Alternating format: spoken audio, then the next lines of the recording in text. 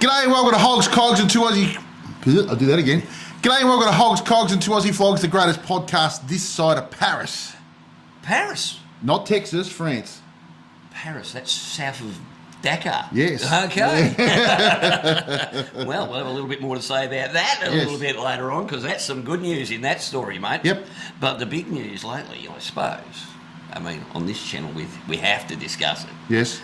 The latest offerings from Harley Davidson itself, the 2025 lineup. Yes. Dull.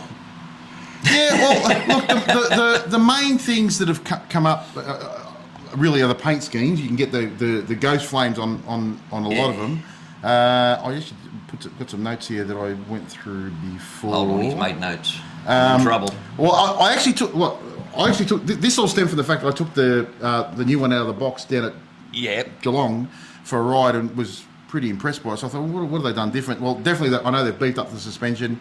But that was done last year. It was, yes. Really. And that seems to be the overall thing. And I suppose you can't expect them to come out with a brand new bike or massive innovations every 12 months. No. The cost would be astronomical. So on the Ultra, the Street Glide Ultra, enhances lawn touring capabilities by featuring a top box pillion backrest for added comfort. Whatever. All 6 of the cruiser models, so that'll be the Lowrider S, ST, Breakout, Heritage Classic, Fat Boy, Street Bob, now come standard with the Milwaukee 8117. Yep. Obviously offers increased performance. And that is a lovely motor. It's a beautiful motor. That is a beautiful motor. That's the one that I took for the test ride. So that was well, I took the 24 Road Glide for a ride last year down at Geelong. Yep. And the two things that really stood out to me was the 117 motor, which I think is just wicked. Yep. Straight out of the box, it's good. Yep. And the gearbox. I mean, the gearbox is very precise. It's tighter than a nun's nasty, mate. It is. Well, I don't know whether... See, this is what I don't know. I don't know if it's that much tighter or is it because it's new. That's one thing we don't know. You wouldn't know for a while, would you? But I will tell you this, my bike of mine, the Road Glide is a 117 as well, but the 117 because I think they've got variable valves. Yeah, well, there's 3 different types of 117s now. One's got water-cooled barrels. Yep. And then there's 2 other versions. I can't remember what they're actually called, but there are 3 different motors. And I know the Lowrider ST have got one, and the Fat Boy and the Breakout have got another, and the Street Bob's got the other one. Yep. But they're just different variations. The other thing is they all are now coming with the...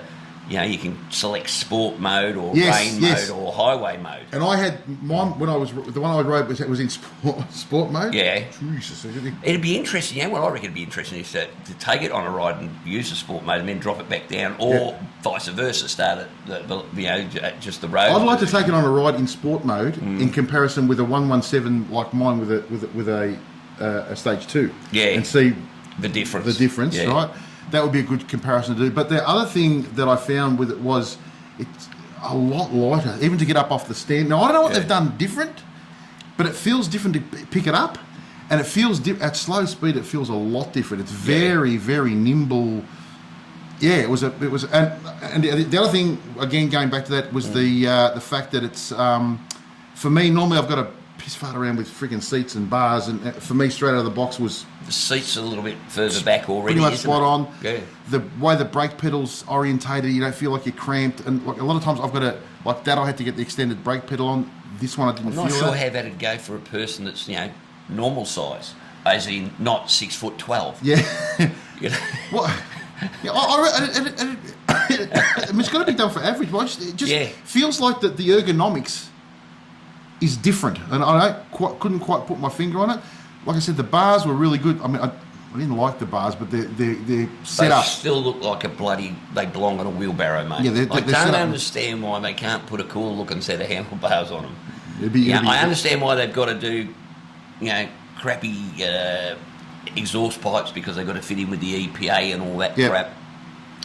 Not a problem, but geez, they are not the handsomest looking handlebars, are they? No, but other than that, the digital, like I'm an analog person, so the gauges for me. But look, it's not unattractive. It's not ugly. It's just that's just me. I love the fact that on the digital clock thing, on the dashboard. You've got your PSIs and that's really good.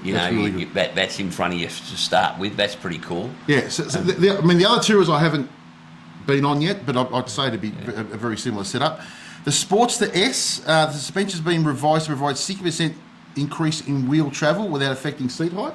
That's pretty cool. The Lowrider S, you mean? No, Sportster S. Oh. Okay. Both front and rear suspension are now fully adjustable for compression, rebound, damping, and preload. So I'd say what they've done is they've put a similar set of suspension that's on the Pan America. I reckon that's what they've done. The CVOs have gone with the 128. 121 engine. That's on the all the CVO lineups. That would be lovely. Well, mate, I was looking at the prices a minute ago. Let's have a look here. So there's your CVO ST Road Glide. Yep. I mean, they are a beautiful bike and beautiful colours and all that, but it's about $18,000 extra to go from a stock. Geez, I don't know, mate. 18 grand for an extra 4 cubes. Yep. A nicer paint job, give it that. Yep. Much nicer paint job.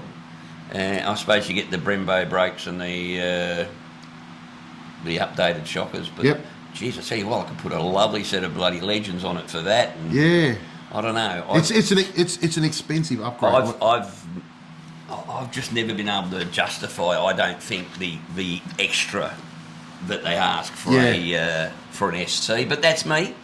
I'm probably a tight ass. In fact, it's a known quantity.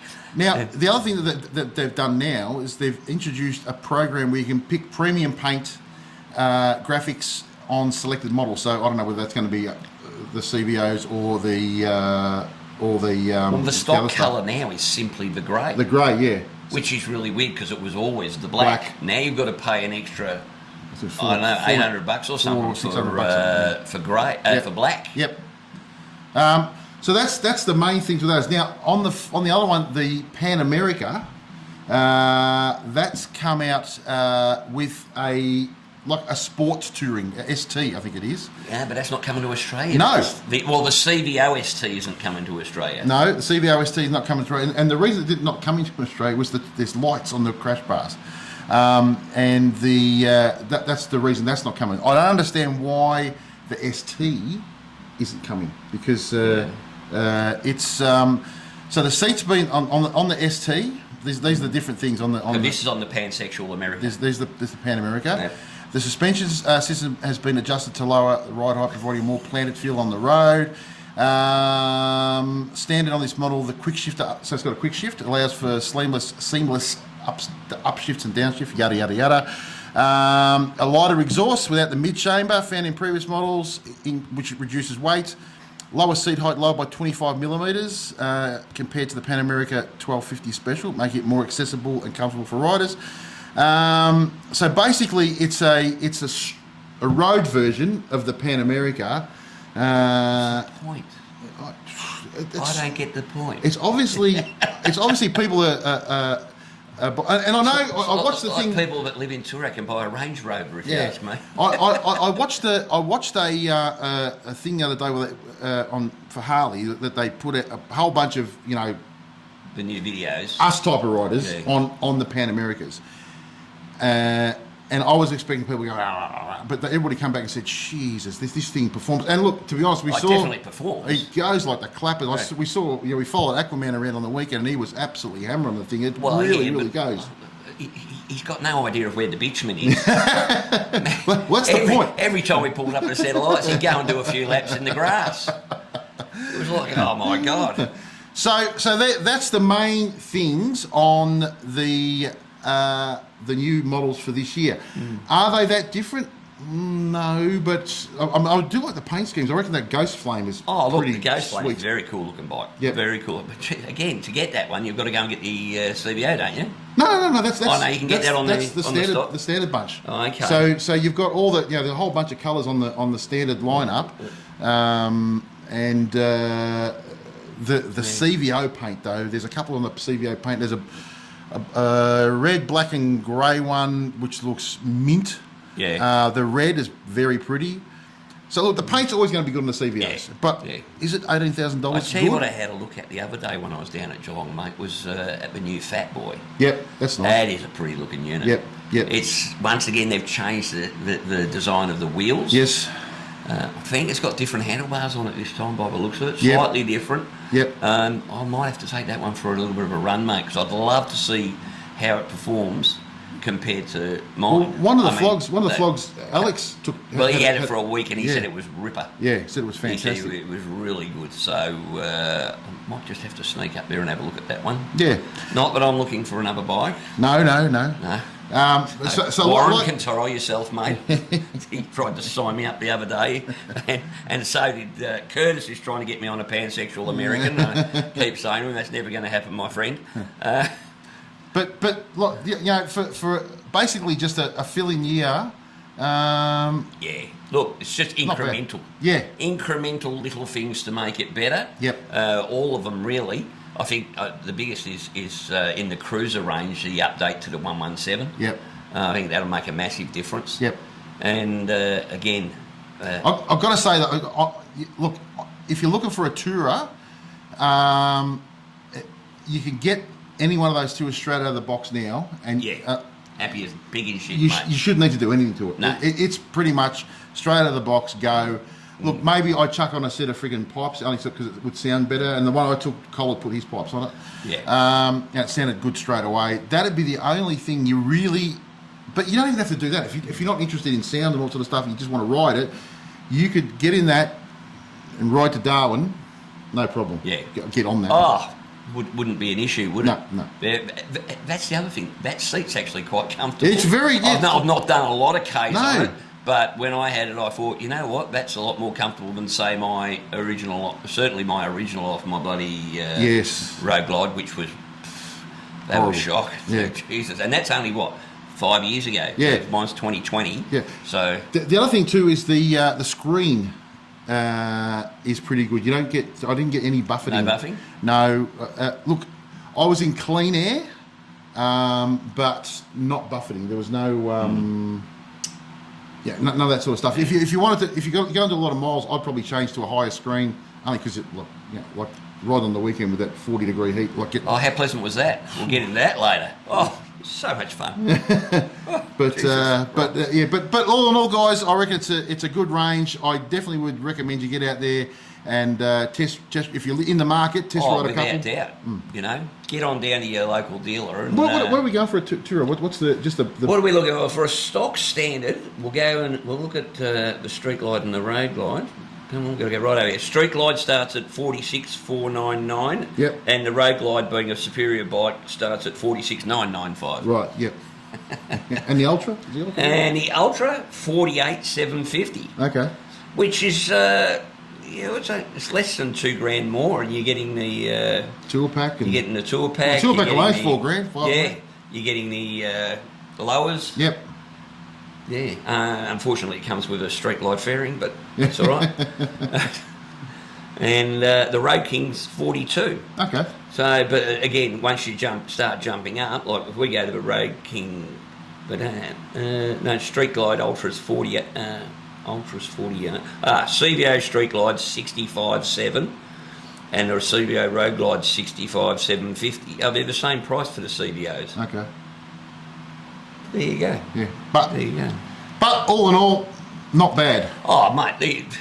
Someone said to me about a few years back anyway, they said, you know what, there are no bad bikes these days. No. There are just better bikes for you. Yeah. And they're right, I mean, I was listening to another guy on the way over here talking about bikes, and he was comparing Harleys and Indians, and he said, look, it's just different strokes for different folks. Yep.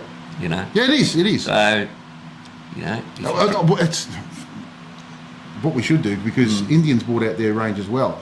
Okay, I'll ride the Harley.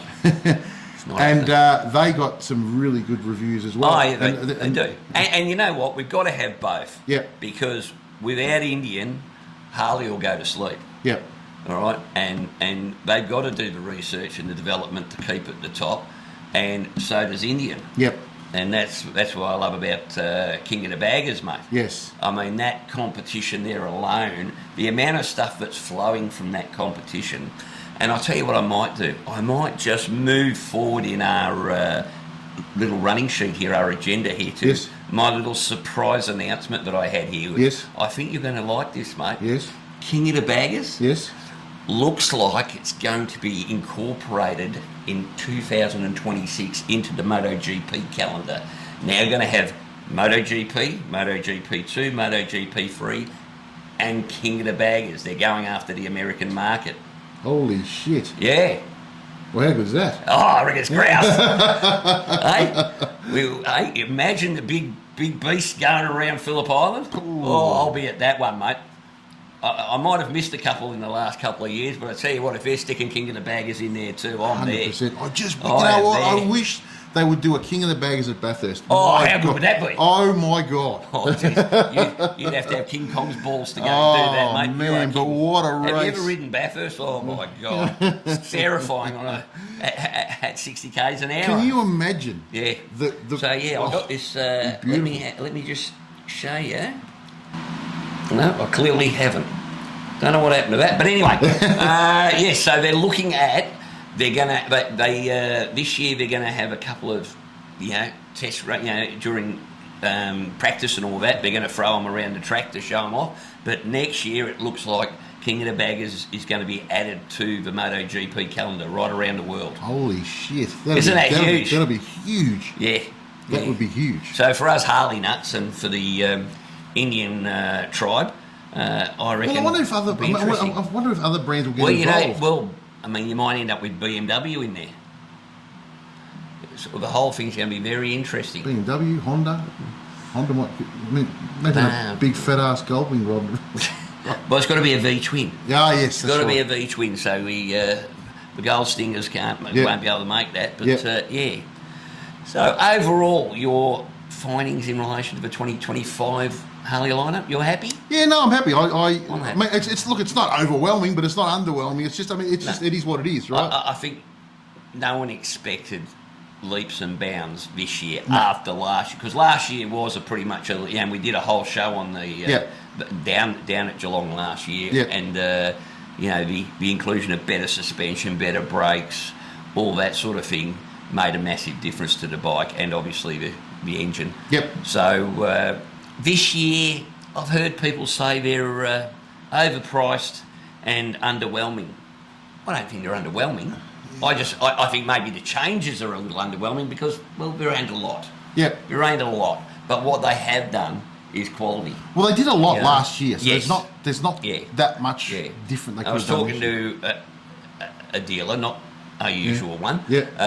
But I was popped in, I was talking to a bloke that I ran into at one of the events actually, and he said, look, there's just not a lot of excitement around it because there's not a lot of change. Yeah.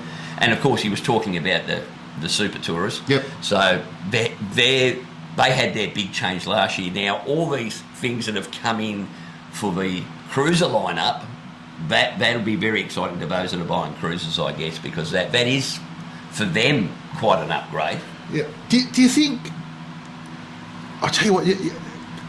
I mean, not that long ago, you'd struggle to find a Harley, right? Yeah. On the road, like you wouldn't see many Harleys. Well, yeah, I remember when I was a younger fellow, there'd be one Harley for every 10 or 15 Jap bikes. Yeah. Now it's the other way around. Yeah, they've really made inroads into Australia. Yeah, it's huge in Australia. And you know what? It's Australia just leans itself towards. Funnily enough, and sorry, I can't remember his name, but I got a comment from a bloke the other day on Hogs Cogs Facebook group and saying that they're closing, like Edinburgh Harley Davidson is closing down, which is the longest operating Harley dealer in Scotland. Yep. And all through the UK, Harley dealers are closing. But I was watching it, and I'm looking at, I'm going, I don't know if I'd have a freaking bike. It was pissing down every single. Yeah, I know. But how guts they get out there, mate. They get out there in it, and they go, "Oh, it's raining. Well, we're used to that, so off we go." I suppose it's what you're used to. It sort of doesn't lend itself as much to that. We are pretty lucky over here. To that. We go to the other bloody extend like we did this weekend, mate. Riding around in 42 degree heat. Yeah, but it's also a lot more congested.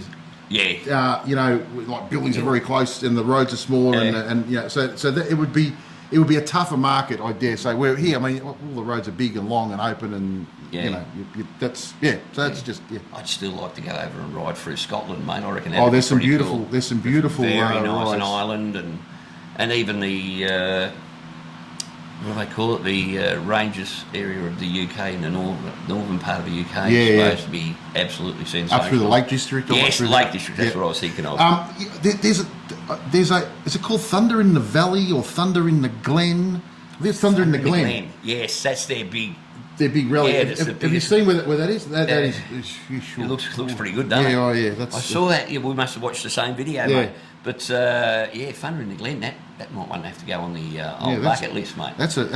We'll just add another trip to the bucket list. That's a beautiful part of the world. Don't let the tail gun hear that, Christ, mate. You've got no idea how many bloody trips she's got written in her book. Fair dinkum. I don't know if I'll ever be home. All right. Now a little bit of an update. Last week we gave you the big story on the city of Casey and their pinnacles that were bringing in these, stupid rules and regulations, permits, regulations, and fines. Anyway, they seem to have backpedaled at about 365 miles an hour. Yep. And if I go to my messages, it's gone missing. But again, we'll put it up, mate. I'll send it to you. We'll put it up.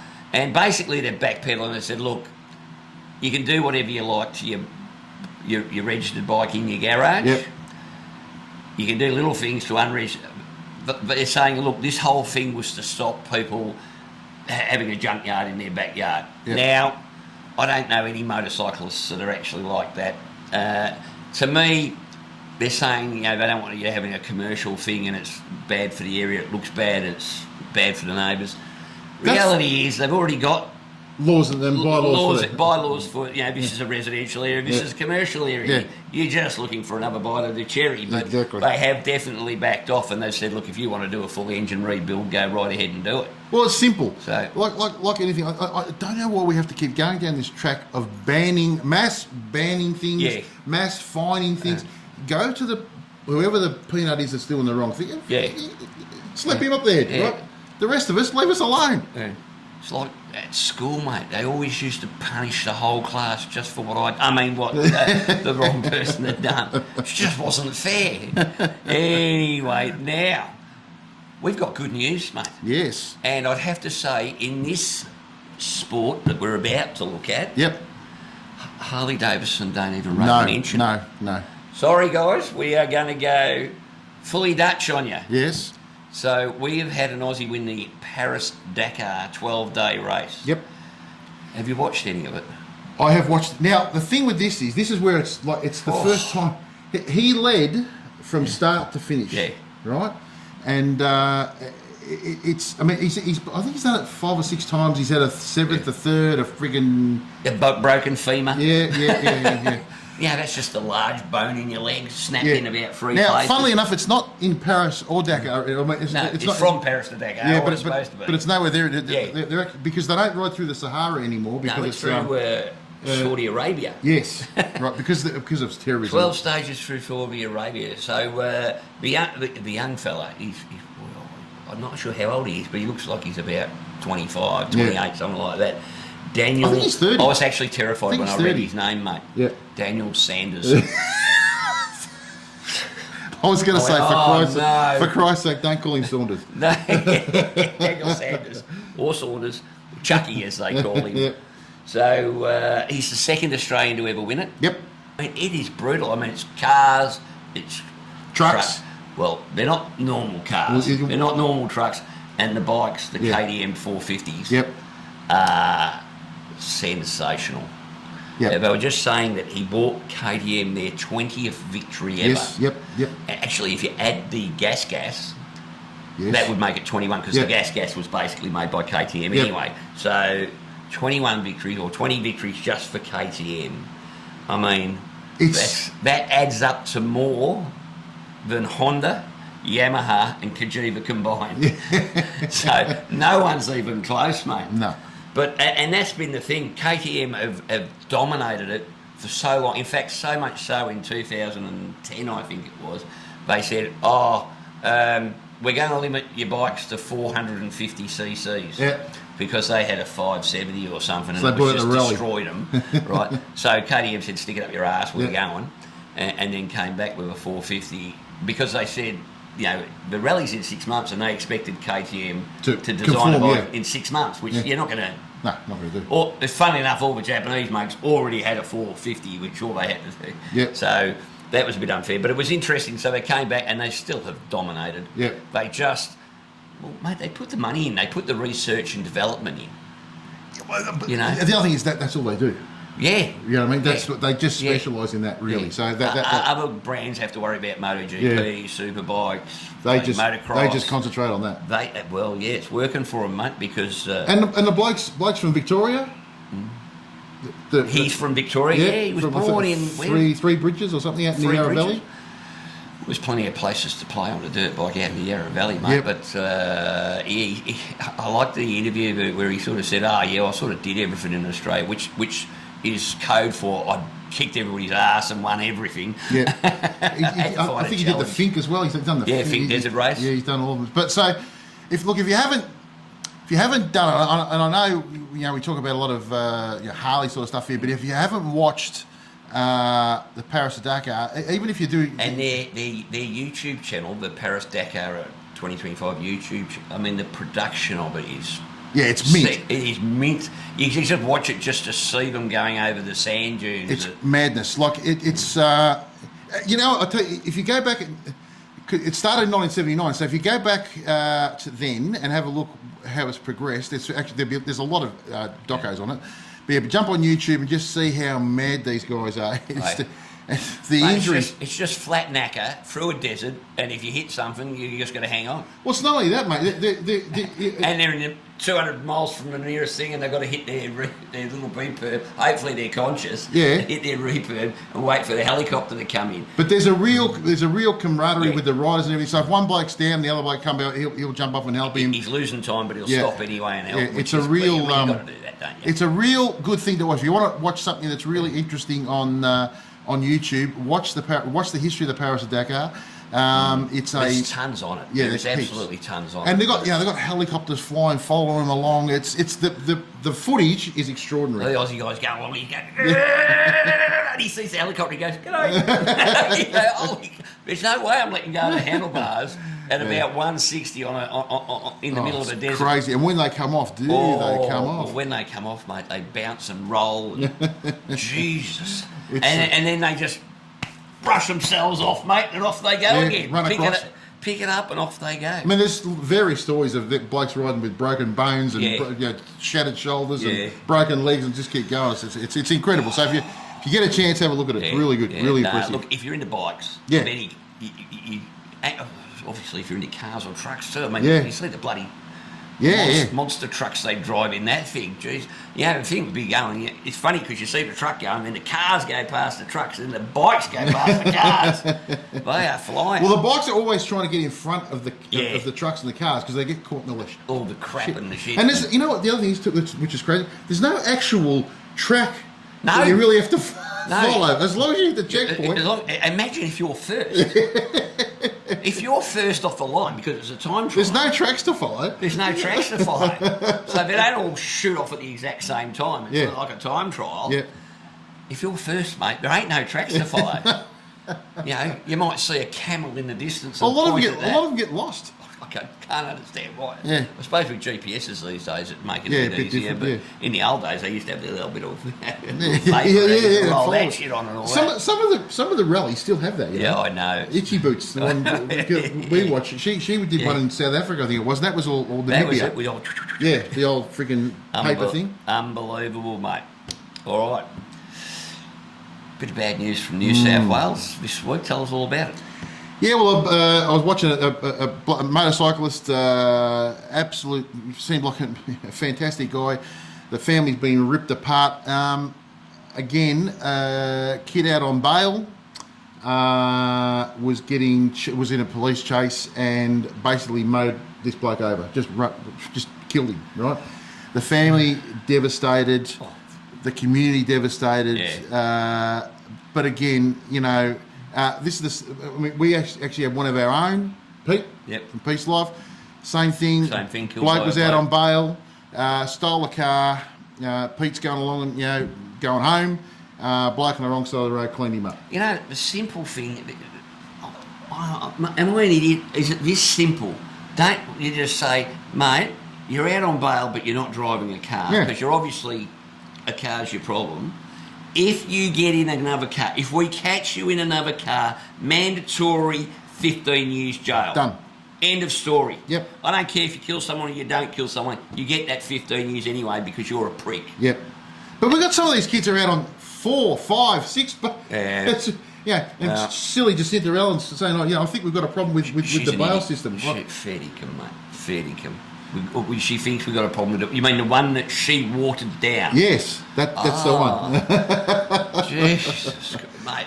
But, look, again, there's a family in turmoil. This kid's basically, obviously doesn't give a shit because he's just gone, are they going to bail him again? Because he's a kid? And this business of, but he's just a kid.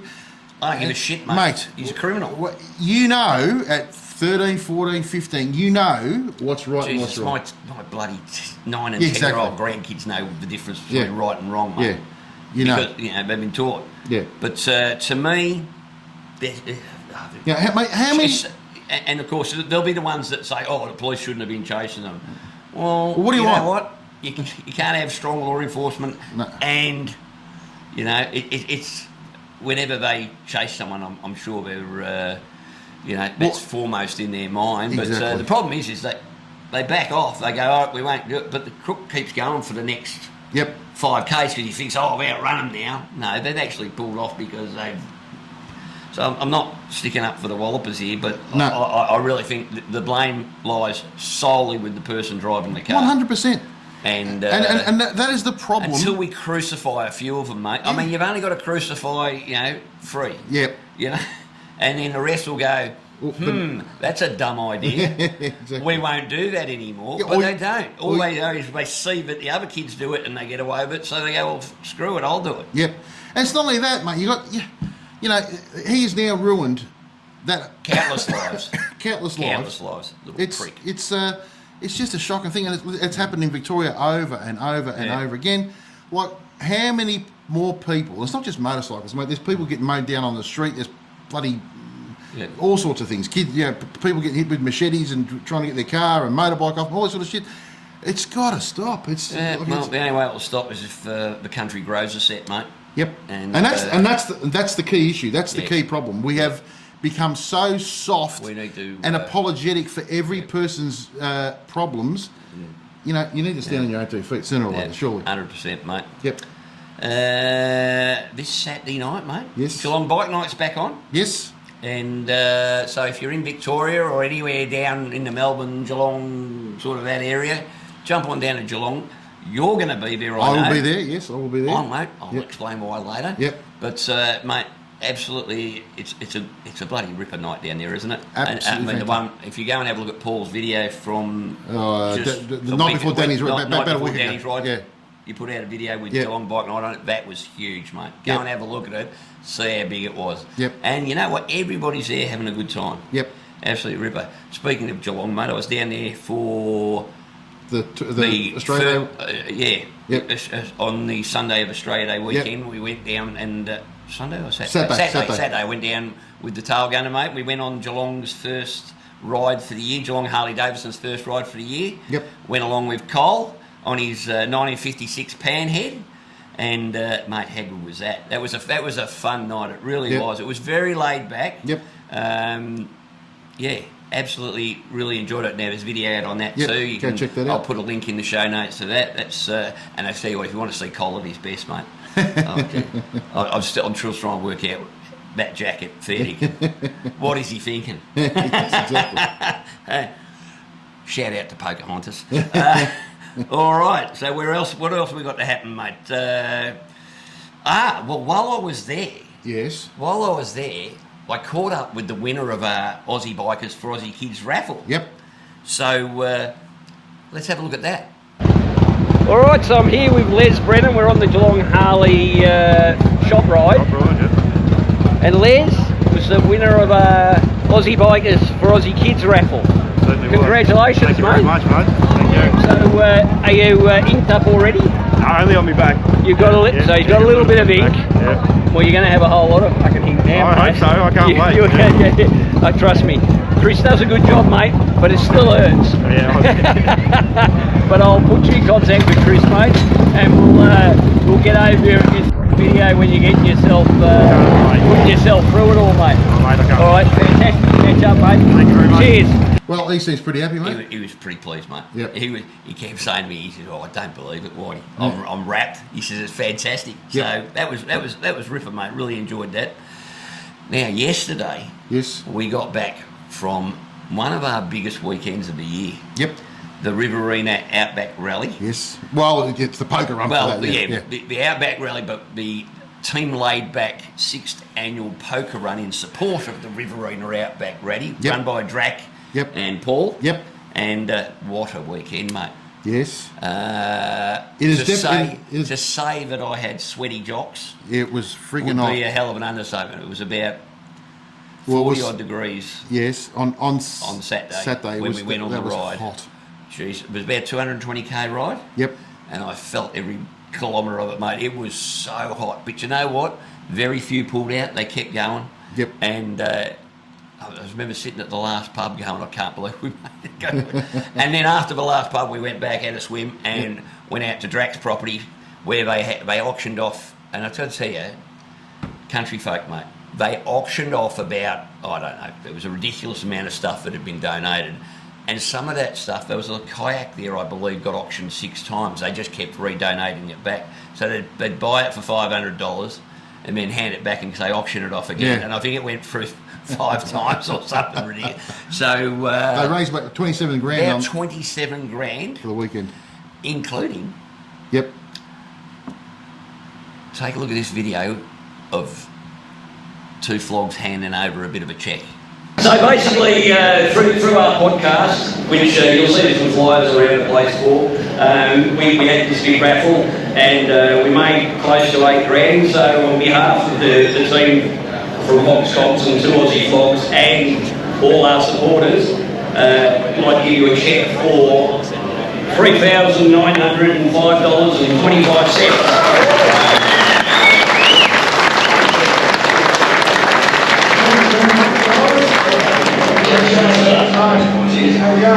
So once again, guys, thanks to all our supporters, thanks to all you guys for coming out. I think the first time these guys had it, there was 12 people here, now there's like 300 or 400, it's amazing. 70 signed in, 180.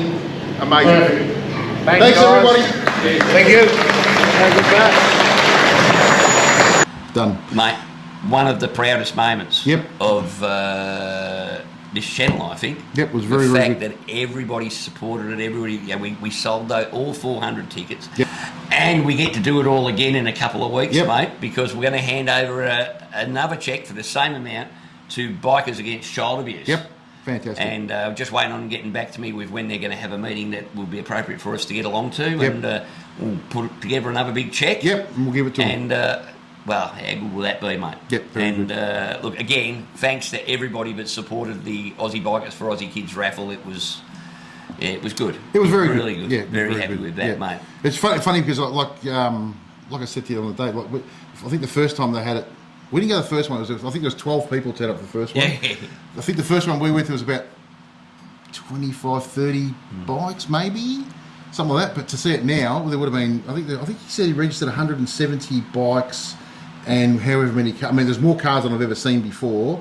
So to see it grow and grow and grow and grow for me it's getting bigger every year. Is just fantastic because it's always been dear to mine and Elaine's heart. I know, and I know. I said to you, I kept saying you've got to come along, got to come along, and everybody that comes.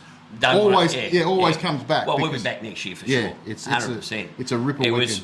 was a little bit sad because of the extent of the heat this weekend, which kept some people away. I've got no doubt. It's the hottest I've ever experienced up there. Yeah. Normally, you get 30, 28, 30, 32, but that was mind-blowingly hot. Yeah.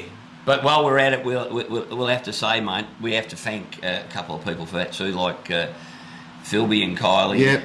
And Jace. Yep. and his missus Yeah. for helping us out up there. Yeah. But they actually all live up that way, up in Echuca, Moama, and they helped out. We had a big barbecue on Saturday night. A big thank you to Drac for supplying us 100%. with a bus. I mean, not only does he organise the whole shebang, but he transports us around from. He trusts us with his bus. With his bus. Crazy. No, it was ripper. Thanks to Aquaman and that for coming and picking up the bus and dropping everybody off. Normally, something I do, but I couldn't be there that time. Yeah. I offered to drive, but they said the door's at that end. Yeah. Oh. It was a good night, mate. It was a really good night out at Drax too. Yep. The funny part was at the end, gets a little bit rambunctious. Yeah, yep. We had the main prize for the raffle was a little mini bike, and I think from the moment it was auctioned off to its first burnout was about 60 seconds. The little mini bike and the smoke coming off the back. So then someone goes, well, I can beat that. He's got a big Vulcan up on the bloody back of a ute, on the back of a trailer. Yep. So he smoked that up. Yeah, that was the same one I was following that threw its bloody sissy bar at me earlier in the day. I think it fell off. I think it was there was an Impala did a bit of work there too. There was yes. There was a couple of cars and apparently that went on well into the morning, mate. So lots of fun. Yep. But I tell you the other thing. There's a big Hollywood superstar there, mate. Yes. Travis. I can't remember his surname. He plays Ragnar or something in the Vikings movie. Yep. And he's a local lad. Yep. And he was just there hanging around with everybody else. The tail gunner latched on there, mate, like a fair-dinkum blowfly on a turtle, mate. I said, I am here, woman. Put him down.